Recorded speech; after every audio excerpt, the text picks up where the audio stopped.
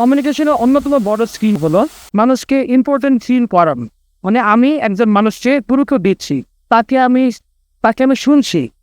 তো এই মেথডটাকে আমরা সামারাইজ করতে পারি অ্যাজ HR মেথড দিয়ে। Seen, heart and remember. আমরা যখন কারোর সাথে কথা বলি, তাদের সাথে যদি আমরা আই কন্ট্যাক্ট মেনটেন করি, তাহলে তারা ফিল করে না তারা আমাদের কথা শুনছে বা আমাদেরকে গুরুত্ব দিচ্ছে। হার্ট, আমরা যে তাদের কাছে কথা শুনছি, এটা আমাদের শো করতে হবে। আমরা আমাদের ফেশিয়াল এক্সপ্রেশন দিয়ে আমরা তাদের কথা শুনতে আগ্রহী, এরকম একটা ফেশিয়াল এক্সপ্রেশন দিয়ে আমরা বোঝাতে পারি আমরা তাদের কথা শোনার চেষ্টা করছি। এবং